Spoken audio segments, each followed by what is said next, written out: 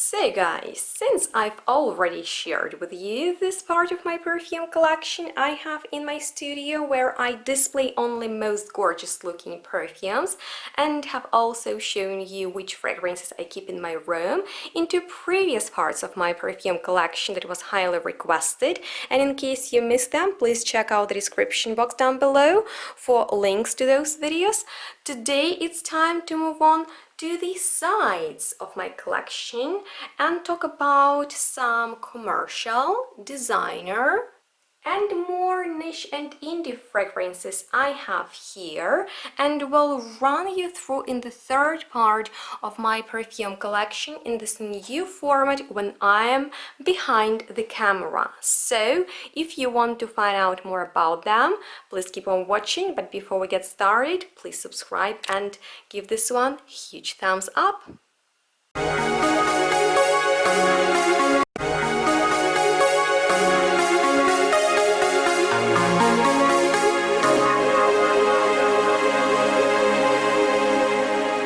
Guys, welcome to this behind the camera voiceover video, I guess. The first one I believe I filmed on my channel, and let's open this third part of my perfume collection with the fragrance Me Too that was inspired by Higher Love and Angels. So it smells spiritual, of incense, rose and beautiful raspberry, which I purchased for my mom because it smells very gentle and beautiful. She loved it. So that was Me Too by Nana Bailey. And next we have green fragrance by Perfume Sax, which smells of juicy sparkling citruses and weed, so it's a lot of fun. And the next one is one of the best niche vanillas I truly loved by the brand Atelier Cologne, and it is called Vanille Incense or Incense that I first smelled at German duty free and loved very much for its woody and not typically sweet vanilla character, and I was very happy to receive it as a gift from my uncle in Ukraine. Next we have two fragrances by Strangers Perfumery. One is Scotch Peat that smells like Scottish mountains with notes of malted barley, old oak, cypress, clear wood smoke and cedar. It's very deep and dark. Wicked John reminds me of John Wick, who is played by my favorite character Keanu Reeves, and is a metallic, dangerous fragrance, woody, soily, earthy with lavender, and both are very atmospheric but not that wearable to me personally. Alright, let's move on to this side and talk about Goddess by Lush, which is an interesting fragrance because it smells smoky and spicy.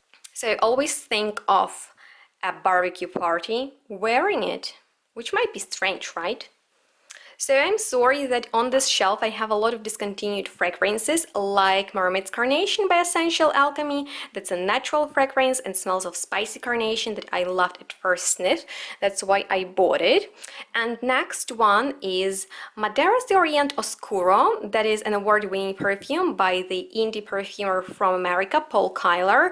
And it literally smells of sakura blossom on fire, because you get very sweet smoky note in there, and it's super strong. That's why I only wear it on special occasions out. So with that being said, let's move on to this year's Art and Olfaction Awards winner called Rasa by Stolen Perfumes that smells of boozy, overripe fruits. More discontinued fragrances by Maria Barcenea.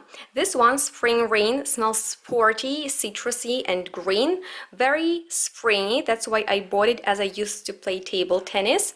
And Patchouli Clouds is a heavy patchouli that I associate with snow because I used to wear it in the winter. We are almost done with limited and discontinued releases, but I have a couple more by Prinlam Rose, who is a Thai perfumer, and his first brand was called Prin Perfume. Maybe you've already heard of it, but it does not longer exist, and so I treasure all these fragrances like Hikari that I bought because of its light sake note with green apples and some beautiful flowers like chrysanthemum and osmanthus. Magao was a beautiful release, and Rosaria that was nominated for Art and Olfaction Awards and inspired by Jeanne d'Arc, and it has lots of incense and complex rose accord, and of course Hardin the Iris that was love at first sniff for me too. Please keep on your mind that although Perfume is discontinued, L'Amoureuse has his brand Strangers Perfumery, and I have lots of fragrances from it. For example, Amber right here smells of beautiful, sweet amber, not too oriental and heavy. La Malia is actually an elegant floral fragrance that is very easygoing but complex, and Maya has rather vintage character with aldehydes and an overdose of white flowers. And finally, the strangest one that is called Fou My Po because it smells of gasoline, benzene, so it's very, very smoky. But if you like those aromas, you will adore this strange but very atmospheric fragrance. So being done with that, let's move on to my Jo Malone's collection, and I have quite a few, but the majority are limited editions, so I'll be real fast with them. For example, here you can see their colognes in some limited design. We have here Star Magnolia, Silk Blossom and Frangipani. They are very, very light, even lighter than their normal fragrances, and when you spray them on, they kind of smell alcohol-y, so real alcohol, which is not that super cool, but I'm a sucker for Jo Malone's limited editions. So here I have the one that was inspired by different wild herbs, and my favorite is hemlock and bergamot because it smells kind of herbal but very powdery, so it's super pretty. Cade and cedarwood is interesting as well because it's like smoky, woody, even cade like vanilla, and willow and amber is comforting but very gentle ambery fragrance, definitely not that one, you know, in the oriental style. So here I have all 5 fragrances from the collection that was launched a couple of years ago, inspired by English fields, and I have even very cool engravings on them and a whole video how I bought them, which is a vlog, so check it out. I hold here one of my favorites from the collection, Primrose and Rye. So it smells floral, creamy, powdery, very, very beautiful. The one called Green Wheat and Meadow Sweet and has my channel's name on it is the freshest one from the collection. What I like about all of them is that first of all, the design is really, really pretty as always. Jo Malone does awesome job when it comes to limited editions in terms of scent and packaging, but they all smell indeed like, you know, English fields.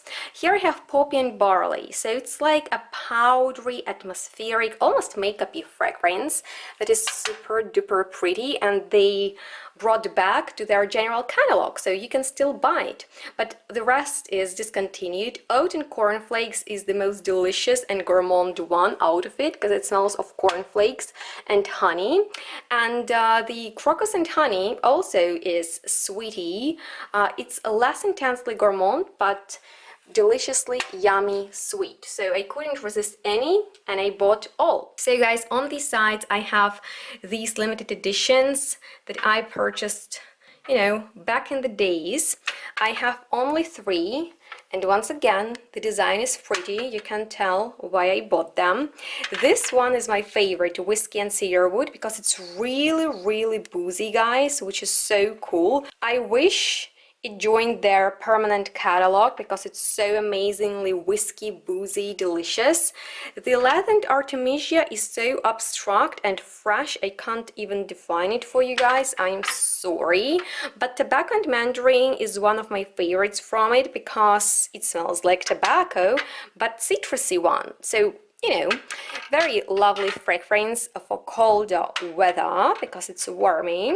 Here I have 4 fragrances that are still available. Thanks God, because I feel very sorry talking about perfumes you can't smell anymore, but you can these. Mimosa and Cardamom is one of Jo Malone's most well-known ones, rather powdery than spicy mimosa.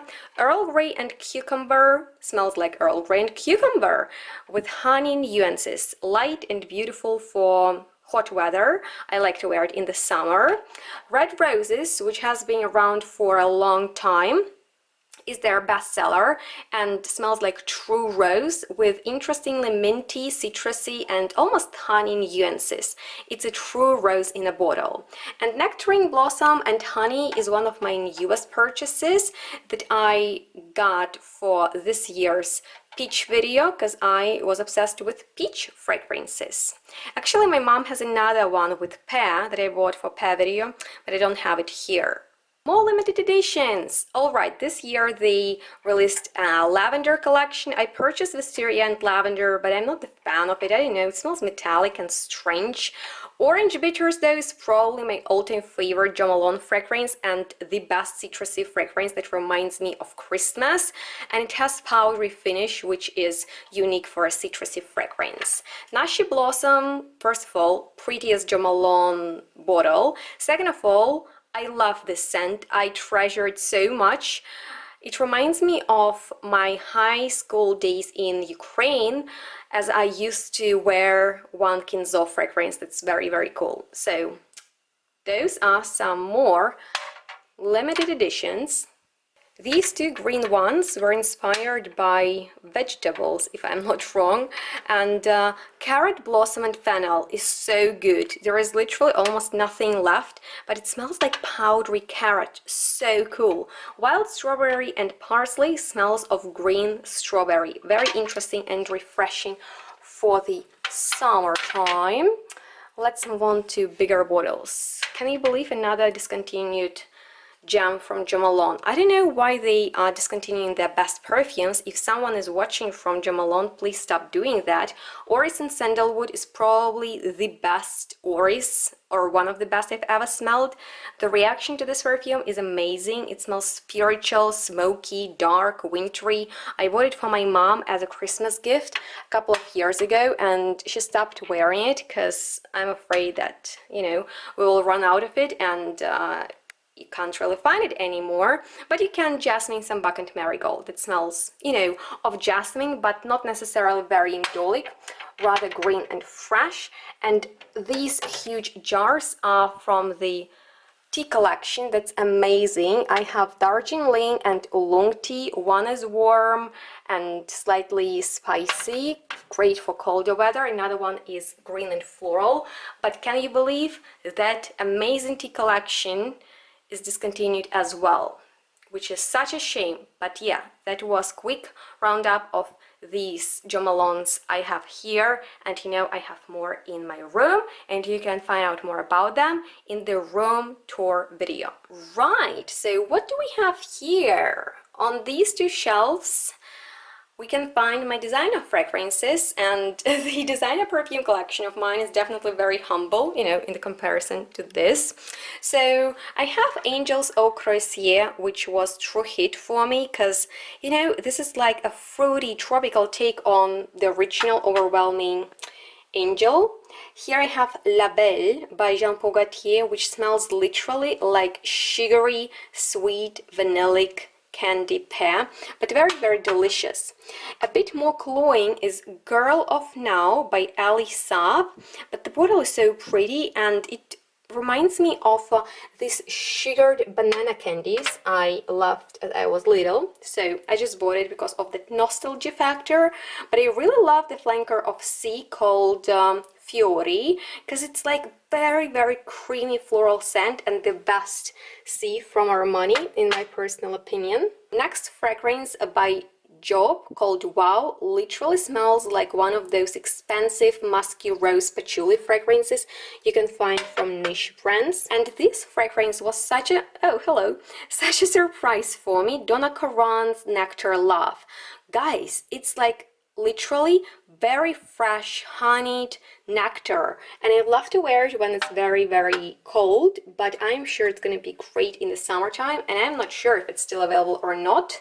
You can look for it.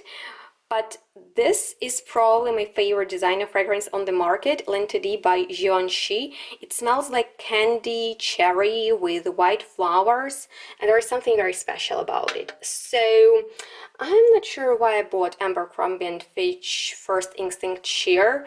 It just seemed to be a lovely summer fragrance, a little bit salty. So as kind as Miami Blossom just reminded me of my childhood. It was so girly, so fresh, so fruity, so lovely that I decided to go for it.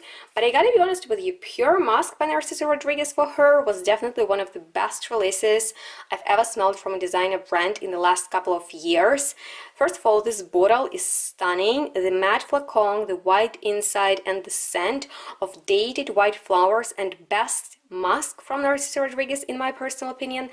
There's something mature and sexy about it, so I'm a huge fan. And I'm also a fan of this Floreo fragrance by Cacharel called Yes I Am, that smells of spicy, milky tuberose. The final fragrance I have here is Kenzo Flower Eau de Vie. I don't know, it just smells feminine and beautiful, lovely fragrance, and I wanted to have a flower bottle eventually, so I do now. We are done with that shelf. On this one, I keep, you know, those all-time favorites of mine. With Nina Ricci's Nina, I associate lots of great memories from my childhood because my cousin used to wear this beautiful, you know, effortless, very glamorous, fruity, sweet fragrance that I bought years after that. I just, you know, applied a little bit in the morning as she stayed overnight and then smelled so good, like someone else, you know, that was in my class. So I love that. Shalimar is a legend by Guerlain. You know how much I love Guerlain. You know how much I love Shalimar. Just recently purchased the US Flanker filter. This is Eau de Toilette I have here, and it is gorgeous. It's lighter than Eau de Parfum, that's why I got it, but at some point I will get the stronger version too. The perfume Bright Crystal by Versace wasn't love at first sniff for me. Actually, my cousin, who had this fragrance, received Bright Crystal at the same time as my best friend did, and they oversprayed it, so it was just too much for me, but you know, I associate great times with it, so I bought it years after that. Opium by Yves Saint Laurent. Guys, what can be better than it? I don't know. It's spicy, it's like this delicious boozy plum with so much myrrh, and it's winter's must-have. I love it so much. I just love to wear it during the Christmas time because it smells Christmassy. Right, this next fragrance that is called Musk Diamond from Lancome was love at first sniff actually. It's iridescent, it's very musky, skin-like with beautiful raspberry. It smells quite innocent, which I really love about it. So noisy, I know.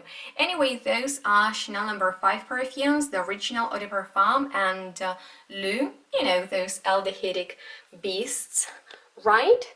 Simply by Gilles Sander Violet Edition is like Latha Violet. I'm afraid discontinued, but it was a bargain for me, so I got it. Another discontinued treasure is Love by Chloe that I associate so much because it literally helped me to survive very hard times as I moved to Germany, and it smells of makeup, so it's delicious, and it's a shame that it is not available anymore. This was blind buy, and I thought it's gonna be great with caramel and immortelle, but it's not really. I'm not the biggest fan. It smells cheap. Luna by Nina Ricci. But you know that I love my Hypnose, right? Because I used to wear it in high school in Ukraine, and it's still, you know, like some magical, dusty, sweet miracle fragrance, unlike anything else. So I have some all-time favorites, some new releases, but I definitely need to build up my designer collection in the next year. Here on the bottom shelf I have 3 chippies I got literally like for 8 euros by the brand Babylon Berlin, something like that, and they smell like niche fragrances. I bought them because of beautiful bottles. I guess this one is called Love, Liebe in German, and it smells fruity, shower jelly, but fresh and cool. This one is called Intrigue, if I'm not wrong, and it's this cypress oil, leathery, woody kind of fragrance. It literally smells niche. I was so shocked as I first smelled it in the store, and particularly by the prices. This one, the Zünde, is that, you know, spicy, typical niche fragrance. Honestly, the quality of this is amazing. The performance not so much, but honestly, for that price, quite good. This year, ZARA released massive perfume hits. They were clearly inspired by some very popular fragrances in niche community. These two ones I have are Rose Hormone, that literally smells like Intense Cafe or Roses Vanille, if I'm not wrong, by Mancera, and I have a whole video in which I compare those two, but this one is like 15 euros, so pretty spot on recreation or inspiration. Red Temptation reminds me of Baccarat Rouge, and they are very, very close. And I like the bottles, and they were really cheap, so yeah, I bought them, and I regret not purchasing the entire collection because it is already sold out in my local ZARA shop. Finally, I have here a daisy bouquet and a sweet pastry in Paris. So these two fragrances are quite fun, but I think they are a little bit childish. Although a daisy bouquet reminds me of Anyway by Juliette Hazegan, because it has the same cool stone, fresh floral effect. On me, a sweet pastry in Paris is a very sugary vanilla that is very realistically sweet, you know, and if you like sugary gourmands and you love vanilla and you want amazing citruses in the opening, and that combo reminds me of Lyra by Xerjov that we are gonna chat about in this video, then you will like a sweet pastry in Paris because it's literally a cheaper alternative to that. So guys, one shelf is done. Let's move on to the second one. And good news are that on it I don't have that many limited and discontinued releases, and I suggest we are gonna start with this 14 Manle line. And as I discovered this Australian indie brand, I just fell in love with it and spent a fortune on these fragrances. Colonia is a beautiful, I wouldn't say traditional cologne, it has a lot of modern spins. So it's a beautiful, I would say sparkling, gorgeous cologne with neroli, green and citrusy notes. Giverny was a fragrance inspired by Monet's Giverny garden painting, and all fragrances from 14 Manle, they, you know, have Rassi's signature written all over them. Confessions of the Garden Gnome is literally like perfect floral fragrance with a beautiful lily of the valley note that's not typically vintagey or clean or sharp smelling. So here I have Charlatan, which is probably my #1 favorite because it reminds me of sugary lilies, which is so cool. And all these bottles, they are art pieces. Harem Rose I got for my mom as one of the Christmas gifts one year, so that's like an earthy, aromatic, dark but fresh rose. And final one is Boshnikov's Purple Hat, something like that, and it smells of chocolate and lavender. Very interesting. So that is my small collection of this Australian brand. Baruti's Indigo is literally in the top 5 strongest perfumes I own. It is so mastic and oily and resinous. It's very wintry and strong, guys. If you like strong perfumes, it's like one of the strongest one I know. One spritz and it lasts for days.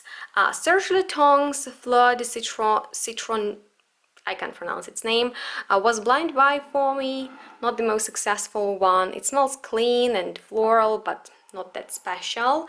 Waters and Wild Tuberose and Frankincense is quite an unusual tuberose perfume. It's natural, it's grounding, it's very pretty. So here I have two San Marco perfumes, Alter, which smells of jasmine. It has like overdose of green jasmine, and Daria, which is the best gardenia fragrance I've ever smelled. So here I have Burnt Amber by Neil Morris, and this, my dear friends, is an awesome oriental dark woody fragrance with indeed the note of burnt amber, beautiful castoreum for that animalic vibe, and surprising note of plum blossom. So let's move on to something lighter, for something more luminous, which is called Skymning by Svensk Perfume, and it smells of violets. If you like violets, this is pure violet in a bottle. Veneno was like Miguel Matos' dark, dirty, provoking, poisonous scent that smells kind of like of unwashed hair, of costus, if you know what it is. So you need to like the scent of unwashed hair to enjoy it. Shameless Seducer by the brand Melbourne Perfume is a seductive fragrance. I really like the bottle. I find that this is a super pretty fragrance. I need to talk about it more often on my channel for sure. I have here a hair mist Orange Blossom from that limited collection by MALONE. That's the only fragrance they didn't have in the store, but in Prague I found the hair mist, and it smells of orange blossom, very, very lovely. This fragrance, Fleur de Papier, is a spicy, rich, very heavy fragrance by Libertine Louison. So it's very, very strong. I don't wear it that often. Second perfume, Deliver Moi, is also spicy and strong. Also not the most worn fragrance from my collection, but they are very long-lasting. And Donna Sentenza is a very, very fun fragrance that literally smells like vanilla ice cream with banana chunks in it. So if you like banana and vanilla ice cream, you will love it. At least I do. It's so much fun. It's so, you know, like happy. And Buonissimo is for the lovers of Kinder Bueno, you know, or tiramisu or coffee, because it has all those notes and it is gourmand. It's very edible, if you know what I'm talking about. If you like perfumes that you'd rather eat than smell, then those two are must-haves. And the final one is for the lovers of aquatic fragrances. El Agua Viva smells like vacation in a bottle. It's by the brand from Russia, and it's very atmospheric, literally transports me to the summer holidays. So that was the first shelf, sort of, the top of the shelf, huh?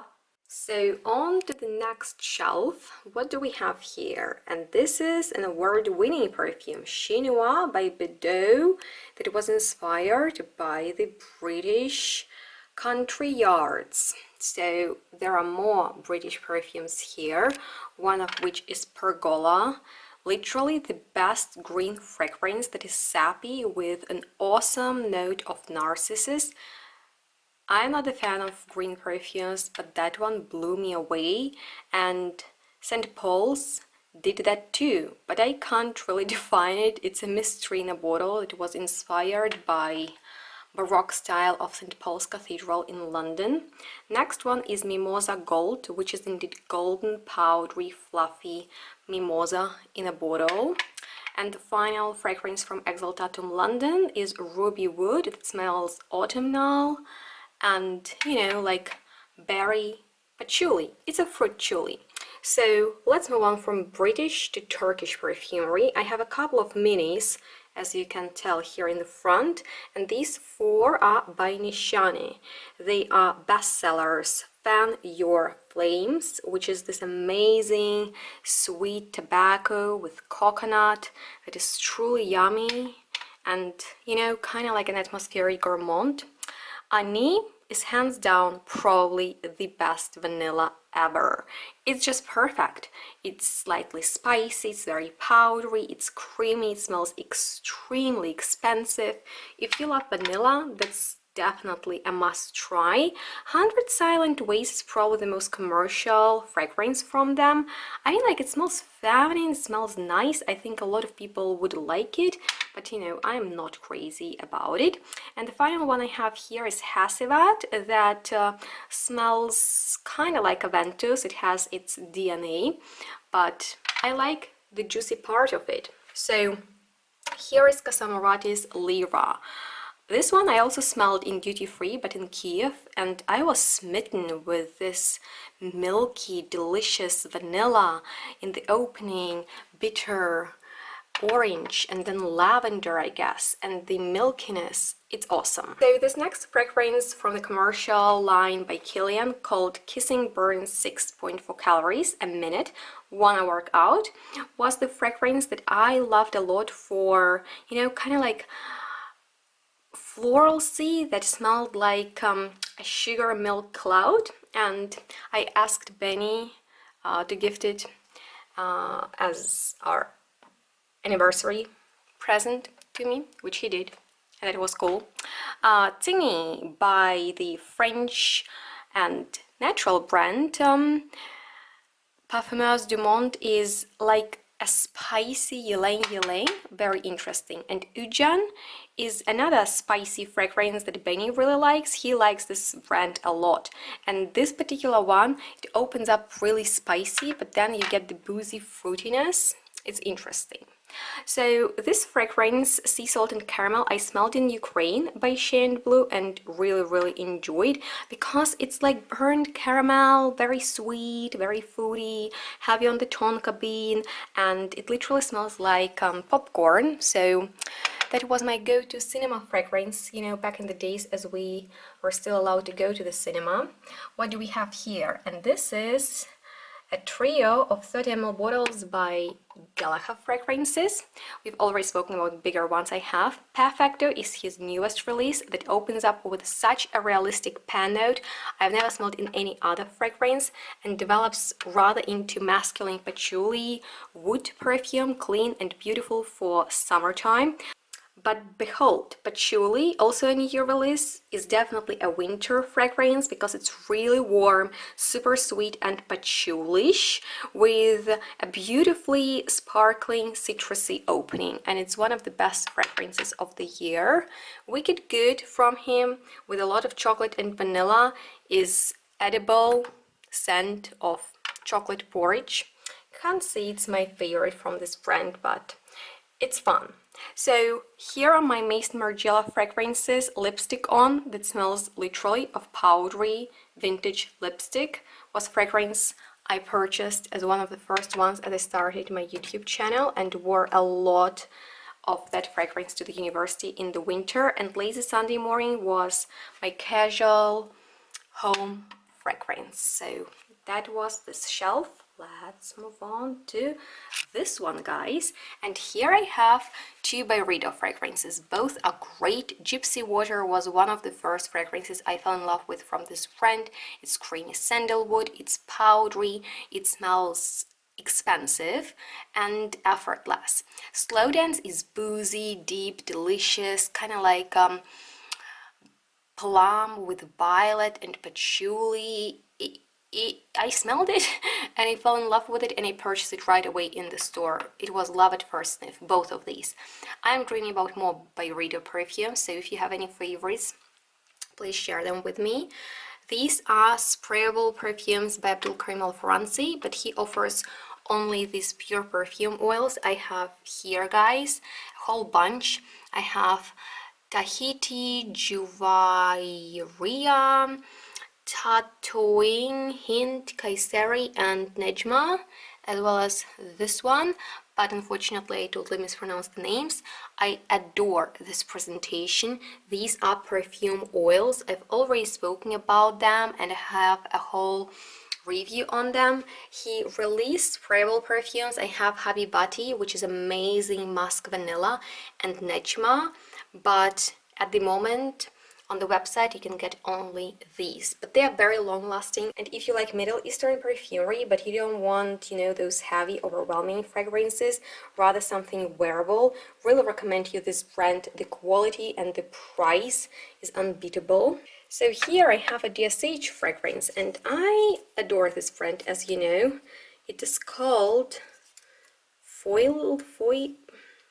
Tommelise, and I blind buy a lot from Dawn. I just love her style, but that was kinda a miss. At least it was on sale, but it smells like smoky, sappy, green fragrance, and you know I'm not into ones like that. So here I have a brand new perfume I literally received today and am wearing right now. Actually, I've sprayed all these fragrances I talk about in this video, so you can only imagine how gorgeous I smell. But this is my scent of the night, Dima, which means fog in Swedish, by the jewelry designer Maria Nilsdotter, and it was composed by Linda Lundenberg. If you remember how much I raved about her perfumes, I was really pleased to find this interesting dark vanilla fragrance with almond blossom and cade. So it's like, you know, niche, expensive, dark vanilla.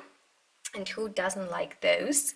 Here I have two Aurora fragrances by Charles Won. This one is in the classy aquatic style, smells literally like rain, and for the lovers of watery fragrances, this is a must try.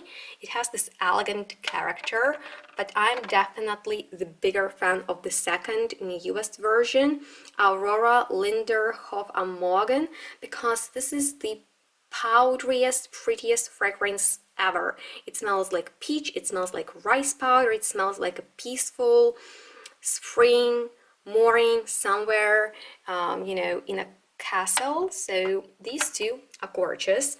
And so are four fragrances I have by Oritza L. Legrand. Their new fragrance, La Regent, is a heavy, dense, sweet oriental that is very cozy, that is very comforting, that is just so cocooning. And you know, these kind of fragrances are great for cold weather that we have in Germany. Next one is a Lavender Beast. If you like this note, then you will really appreciate this gorgeous fragrance, because in it the lavender is so strong you won't believe your nose. Shibor Mousse is, you know, a legendary fragrance from them, and it's a very pretty, very intense chypre that is my favorite style in the perfumery. You know, there is bergamot and oak moss, and it smells vintage, but at the same time, you know, wearable, which is great, because sometimes chypres, they are too much for some people. That one is lovely in my personal opinion. Maybe I'm just used to chypres. Anyway, the final one I have here is Violets du Tsar, so violets for Tsar. And it's kind of like a unisex, leaning masculine violet fragrance, so it's not a powdery one.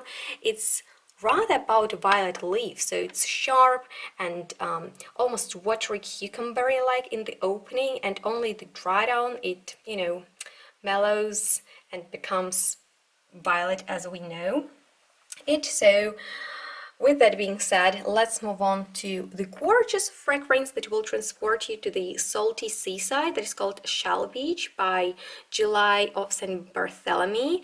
This fragrance will be loved by people who, you know, like fragrances from the past, but not with vintage, rather clean vibe. I don't know how to explain it.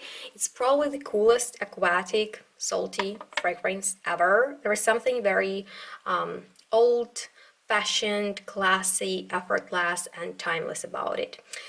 This perfume I blind bought and I don't like it. It's Eau Sublime by Rance.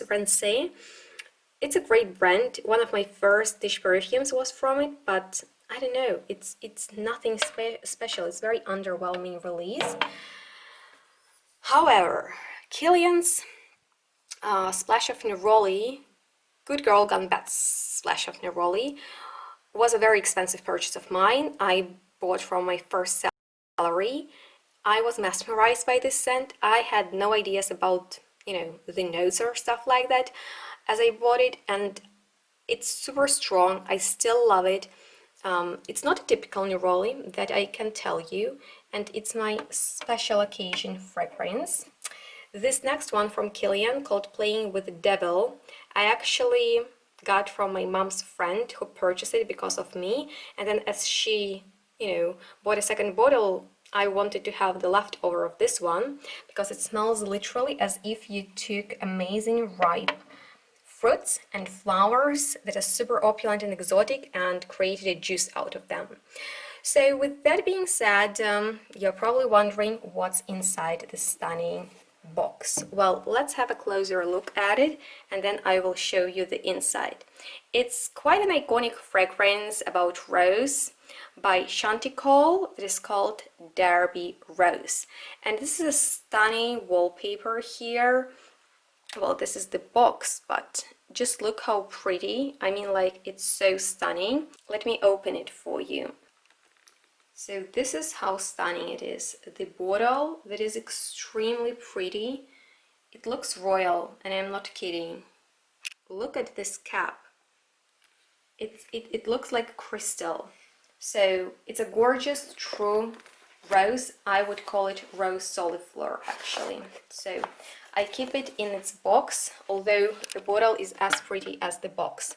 Maybe I should actually take it out of the box and just, yeah, let's do that. Here we go. Ta-da!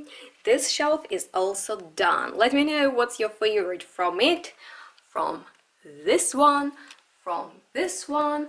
Comment below your favorites from each shelf, and we are moving on to the next one. We've already spoken about these gorgeous pure perfume oils from Abdul Karim Al Fransi, and here I have the majority of Olivier d'Urbano's perfumes in mini sizes that are so cute. And if you don't know this French brand, Olivier d'Urbano is inspired by different gemstones, and so are his fragrances that I have already reviewed on my channel as I first started creating perfume content like 3 years ago. So there is a review on each of them, and if you like a certain gemstone, then you definitely need a fragrance that will correspond to it. For example, here we have citrine, and this gorgeous one is lapis lazuli. So you'll get anything you want, but my personal favorite in the bigger bottle is amethyst, because it is a powdery perfume with incense, with iris and grapes. And grapes in here, they add this fruity, flirty vibe. So it's very, very cool. And I just like how colorful they are. And if you get a bigger bottle, you also have the stones. So with that being said, we have a whole collection of the library of fragrance. I have their Irish cream, violet, pumpkin pie, caipirinha, pina colada, baby powder, lavender martini, and gin tonic. So as you might already guessed, those fragrances are single note perfumes that are inspired by certain memories, by certain, things, like cocktails, like some food. So they are a lot of fun. You can layer them. They are very light, very effortless, not annoying, not complex, easygoing, simple, subtle, singular scent fragrances for every day, to experiment, to have fun. And there are so many fun ones on the website, so I highly recommend you to check that out. And we are almost done. So right here I have a bunch of Maschi Milano perfumes, like Latesa, which is an awesome iris fragrance with a note of champagne. Here I have Hemingway, which is a very vetivery perfume, so I don't wear it very often. This is Love Kills, a beautiful rose fragrance from them, and Romanza, which is like a beautiful, stunning green iris with some, fruity quality, and Kintsugi, that smells like beautiful, elegant suede. There are some of my SP Perfumes. that are not longer available, so no point to talk about them. I have reviews on all anyway. And here are a bunch of clones, for example by Alexandria fragrances in their older packaging like Silverwood, Omerta, Brasilia and Rome, and Fragranza fragrances. So there are a lot. In this box I have fragrances by Icaria I was dreaming about literally for years, and I believe last year I got a box with samples, or year before that, and I wasn't that impressed by them.